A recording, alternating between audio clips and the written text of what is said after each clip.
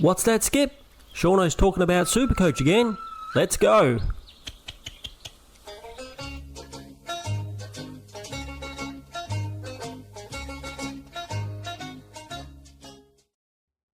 G'day everybody, it's Shauno again, and I'm back with some more Supercoach content. Today we're going to be doing our round 18 review, and as you can see, we've got some more injury carnage.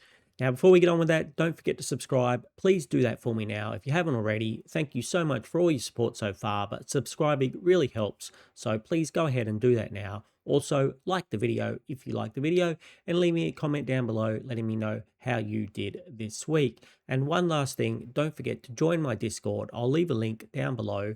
And yeah, if you would like, you can pop your team in the section that says post my team here.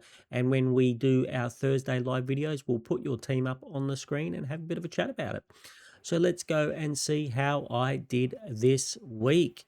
So we got a score of 2,439. It's okay. It was enough to get a green arrow, but not fantastic. So the actual rank round was 26,777, top 14%. So I guess that's not too bad. And we went up 1,752 places, which is about the same amount that we went down last week. So before we actually go into the team and start talking about the players, as you guys and girls know, if you've been watching me, the leagues mean a lot to me. So I'm going to have a bit of a chat about the league because I won the league this week. And yes, I was very happy about that. And this is the exciting part of the season for me. Now, I often suggest to you guys, if you are not in a league with your friends, or if you don't have friends play Supercoach, come and join a league like one of the ones that I set up at the beginning of the season. And it kind of keeps things a little bit interesting at the end of the season, instead of just switching off once you have a low rank. Because obviously my rank is not very good at all, but I'm still in the running in my Supercoach league. So I am in, at the moment, I'm in 8th position down the bottom here. Can you see? Here, 8th position on 44 points. Now, there's a lot of us on 44 points. There's 1, 2, 3, 4, 5 of us. So a bit of a logger jam. But I have, look, this week we had a bit of a percentage booster because we played one of the bottom teams. And in the next 2 weeks, I played pretty much the other 2 bottom teams. So a really nice run there for the end, for me, for the end of the season, playing the 3 bottom teams and the 3 last matches before the finals. So the only person who can really, I think, I should almost guaranteed win my 2 next matches. So the person below me here, Frio Spit Roast, my good friend Mark, who's in 9th position, he also plays 2 of the bottom teams in the next 2 rounds. So it's going to be interesting. I've got him on percentage at the moment, but he's definitely going to get a percentage boost over the next 2. So hopefully I can just stay in front of him, win both matches. Now, if the 2 in front of me on 44 points, if either of those guys lose a match, I'll definitely make it in. Otherwise, we'll hopefully just have to scrape in on percentage. But there is still a good chance I'm going to make it, but it's going to be close. So it's kind of a little bit exciting. So let's keep our fingers crossed that we manage to scrape into the finals, and then anything can happen once you're in the finals. So let's go and have a look at how the team sits. So we've got 2 trades left. Now, yes, as you saw from the thumbnail, there's to be some injury carnage, and Butters has gone down. Potentially for most of the season, maybe comes back for the last game. So it looks like, unless we hear other news, he's going to have to be a must trade. But we'll get to that when we talk about the trade section. Let's see how the team did. Holmes at 112, very nice. Ash, the exact same, 112, very nice. Wilkie, 191. I said last week that the best buy-in of the season was Sam Durham for me, but Wilkie has to be up there, 191. He was just chipping that ball around and marking it left, right, center. What an amazing score. Pretty much helped me from having a pretty much of a shocker, I would think. And here's another man, Josh Dacos, 135, also was a little bit chip and handball happy. He was getting handballs, and then there was handballing to his brother, and then his brother was handballing back to him. So managed to get a beautiful 135. Now, you would think the next gentleman here, Clark, would be happy with this 96, but I'm not really, because about 10 minutes before 3/4 time, he was on 99. So in a quarter and 10 minutes, he managed to go down by 4 points or 3 points. So 96 is good for Clark, but it could have been much better. Like literally went backwards for a quarter and a bit. Now we did loop Edwards and Dirksen. We didn't chose not to get Edwards' score, and we ended up getting less with Dirksen with a 29. This was that disgusting game where it poured down with rain, so not surprising that he didn't do too well there. Maybe I should have looked at the weather before I decided to go for it. And if we do it, hopefully this week, Whitfield will be back after his concussion, hopefully. So Nick Dacos, 121, was I kind of what said I think maybe we should avoid him, and because he might get the Phil O'Sullivan tag, which he did, and he still got 121. So Butters, as we know, got injured. Bont, another one who I was a little bit worried about because his form, even though he played the Eagles, and I should learn by now that we always have to trust the Bont. And if any midfield can play a player into form, it's the Eagles midfield. And so, yeah, 152 by Bont. So well done. My captain's choices weren't that great this week. So I apologise for anyone who went with my captain choices. But yes, if you went with Bont, well done. Finn Callahan, 86. Now, this looks a lot better than what it was. With about 2 minutes to play, Finn Callahan was on 56. And yet he kicked a goal which almost sealed the game. And he took like a mark and another kick, I think, at the last 2 minutes. He was literally going to get a 60. If it hadn't been for that crucial goal and, that extra mark at a kick, it would have been an absolutely putrid and disgusting score. Sam Walsh comes back with a 125. He seems to go 60 one week, 125 the next, but obviously we'll take anything over 100 that we get from Sam Walsh, so happy with that. Matt Rowell, 93, not great. Will Day, another not great performance by him, 76. That was this really wet game, which probably didn't suit his silky skills too much. He just didn't seem to get it, and he had a lot of clangers. Like for the second week in a row, it was like 7 clangers that he had. So not great by him. Now, Mr. Joel Fitzgerald, 106. I had to play him, and what a beautiful score that is from the rookie. So he obviously, was definitely in the scoring of my overall team, and well done to him. On the bench, HK was left out this week, hopefully back in a week or two. Ison got a 61. He's still keeping his spot in the team, which is good, and Bamfield didn't play. So Gorn, who I chose as my captain, got a 116. Not too bad. It wasn't looking, started off a bit slow, so anything over 100 we'll take when the players don't look too bad. He was my, the fallback, and so I guess we'll have to take it. But if we had tried gone the Bont or the Dacos, we would have got a few more points there. Jackson, 92. Him and Grundy kind of had a fight out between them, so they kind of kept each other down. Sheasel, who was my vice captain, only managed to get a 107. We did predict that the tag would probably go to LDU, which it did, the Ed Allen tag, and he still only got 107. So not too sure what was the go there with Sheasel, not his usual self that he's been absolutely killing it lately. Horn Francis, a 91, and he's gone and got himself suspended. So that's pretty annoying. So this week we will have to probably have Sharp on the field.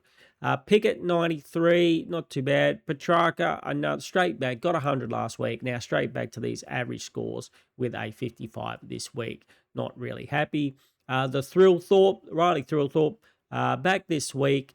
And you would have thought with the Eagles matchup, especially how they... Oh, no, so that was last week. They absolutely feasted, though, Adelaide and against Gold Coast, who look pretty pathetic, let's call it how it is. Only managed to get a 71. I don't think he even got one goal, and because Toby Murray was in the team, he didn't play ruck either, so that really held back his score. So hopefully, even in the slaughter, he couldn't get a goal. So hopefully that picks up in the next few weeks, and he managed to get me a few more points. Dyson Sharp was on the bench, and Grundy got 100, as we said. Him and Jackson kind of equaled each other out. So that was the team this week, crew. Not too bad, not great. We really need a bit more out of our midfielders, out of the Callahans, out of the Rao, out of the Will Day. That's the difference between an average score and a really big score.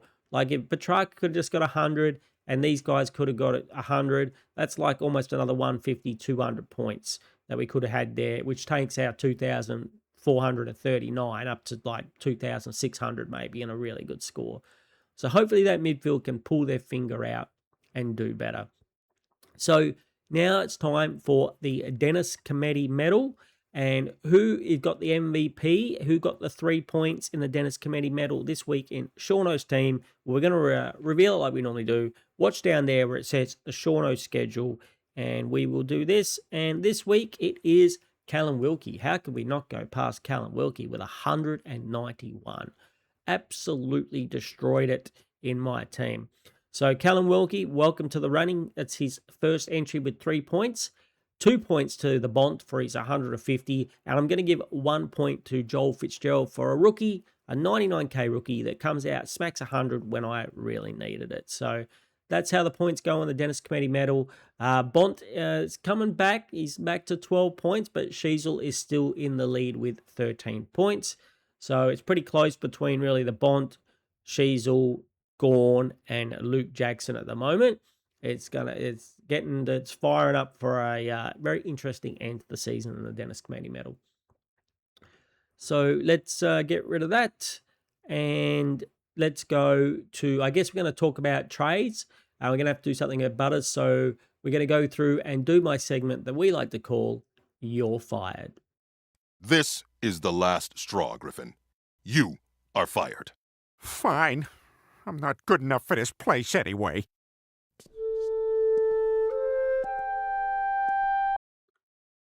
Okay, so we're going to have to, well, I've got some choices. So like I talked about, I'm really going for my leagues here. And I've got 2 easy beats. Even with Butters blank, even if I had like Ison on the field here, I'm bound to win my 2 next league matches. The guys have just given up. But I still think it's worthwhile trading this week. I've only got the 2 trades. So my question to myself is, do I just trade out one time? And then if I was going to do one trade, I've looked at the fixtures for the end of the Supercoach season. Now, the best draws, as far as I'm concerned, for the Supercoach finals for my leagues are Brisbane and Geelong. So we could just go Bailey Smith, and their last game is against Richmond. I'll show you the draws. So this is what I'm really thinking into it now. So the last 4 is Collingwood, Essendon, North, and Richmond. And so that's pretty good. But maybe Bailey Smith gets rested. The Scott, the Scott brothers are very much, known for resting, especially Geelong, So is there a chance he gets rested in that Richmond game if they're doing really well? And so the other team I said is Brisbane. So potentially, maybe we pick the man who's on fire. Maybe we go Will Ashcroft, and his last 4 look like something. And I can't see him being rested. Surely they would rest a Lachie Neale or Hugh McCluggey, just someone over him. Is Carlton, Hawthorn, Gold Coast, and Collingwood. So especially this first match is the match I really want to concentrate on, because that's the match that if I win it, I get I probably won't get a week off because I finished in 8th. But so I'm going to have to win the first match. So I'm tempted to go Ashcroft, but then I could do something else. So let's just say we did this.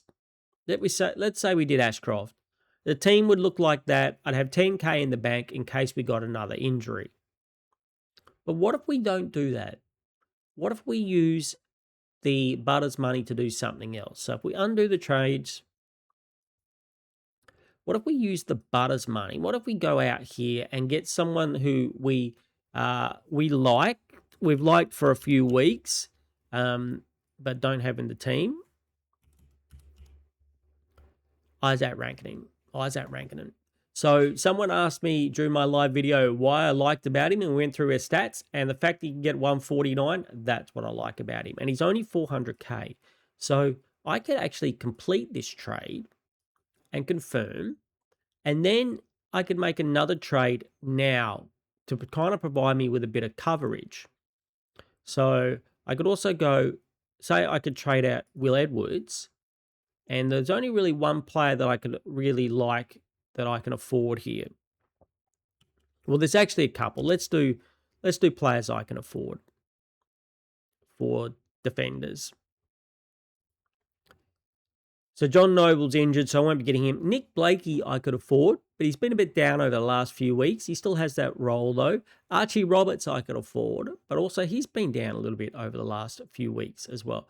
James Sicily I could afford as well, but there's one that I think maybe I could take a risk on, and this is a big risk, especially considering this would be my last trade.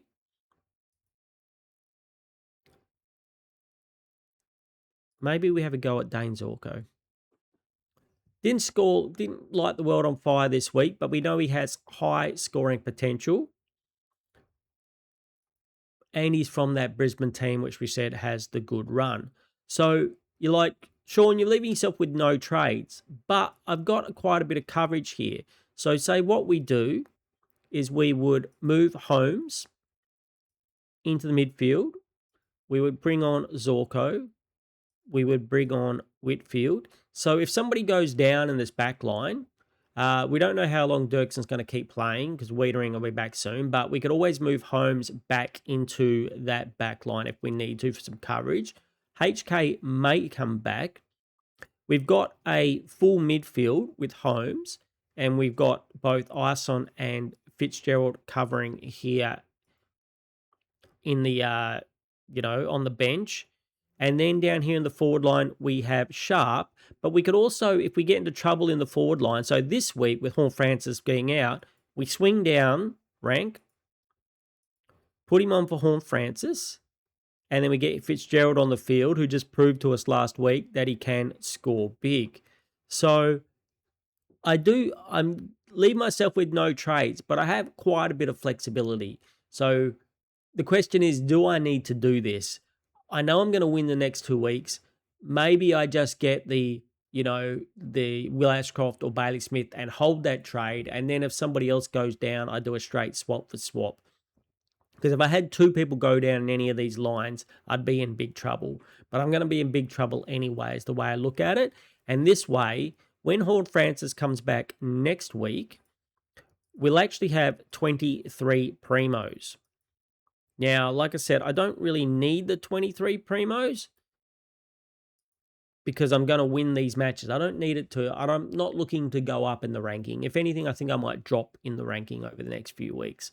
But I can, zoom one out there for you, but I can, give myself a full team with reasonable coverage. So I'm kind of undecided which way I want to go. Do I want to go this way? Or do I just want to get one, gun to replace, Butters? I'm not 100% sure, crew. Let me know down in chat what you think I should do. And we'll probably talk a lot more about this when it comes to the live video on Thursday. But that's it for now about trades. So let's go and look at who are going to be my best captains and vice captain options in this segment that I like to call Oh Captain, My Captain. Captain, my captain. Sit down, Mr. Anderson. Okay, so Geelong versus Saints. I don't have anybody in that game. Don't think I want to go Max Holmes. Sydney versus Adelaide could be a tough match. I don't think I'll be going anyone in that game who I've got. Port Adelaide versus Freo. This could be... Jordan Sweet's actually been doing pretty good in the ruck, so I don't think I'm going to go Luke Jackson here.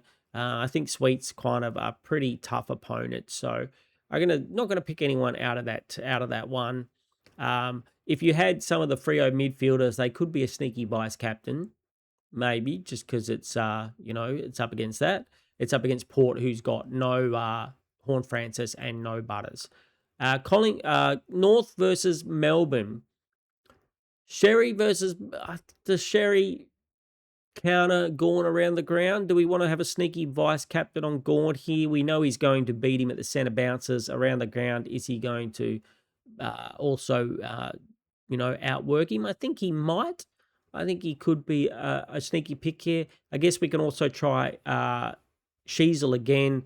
Melbourne are a tough team, but Sheasel will be doing very well. I don't think Melbourne have been tagging too much. If they have, let me know down below if you believe that Melbourne have been doing a bit of tagging.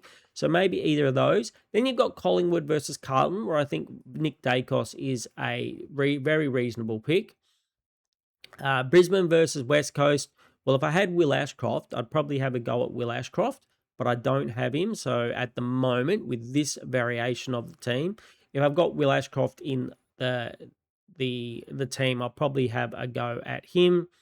Richmond versus Hawthorn. I don't like anyone in that game. Gold Coast versus Western Bulldogs. I think Bont could be a very good captain choice, like to go into after the vice captain. And then you've got GWS versus Essendon. Even though I know Essendon have been giving up bulk points, I don't know if I'd be picking a Clayton Oliver. I certainly wouldn't be picking a Callahan. And Ash and Whitfield. Whitfield just coming back from a concussion. I don't think I'll be picking him. And Lockie Ash, I think, just hasn't hit those ceilings lately. So I'm thinking maybe either a Dacos into a Bont or a Gawn into a Bont. I think one of those two options are going to be the way to go for me, I think. Which one is, I'm not too sure. I think we'll definitely go the captain on Bont. And I guess even Sheasel is an option, but I just think Melbourne might dominate North Melbourne a little bit, which might hold his score down. Not that it has in the past, but we'll have to see what happens. Yeah, maybe even just straight Dacos into Bont like that. The two informed players. Anyway, I'm not 100% decided, but I think it'll be one of those, 2 out of those 4 for me, out of Dacos, Bont, Gawn, or Sheasel. Anyway, crew, that's going to be the video for today. Don't forget to like the video. Please subscribe. If you're not subscribed already, I can't express how much those things help me. The liking and the subscribing helps so much, especially at this time of the season where people seem to switch off. If you're watching this for the first time, please like and subscribe. Or if you're not watching it for the first time, you can still like as well. And don't forget, leave me a comment down below letting me know how you went this week and what your plans are. And one last thing, join that Discord. Get your team in where it says post my team here. And on Thursday, we'll do our live video, my favorite videos of the week, where we go through and chat about your team. And this week, due to my work, it will be again in the morning. I know it's a bit tricky for some people who probably work as well, but unfortunately, yep, in the morning around lunchtime on Thursday is when that live video will happen. All right, crew, thank you so much for watching, and I will talk to you all again very soon.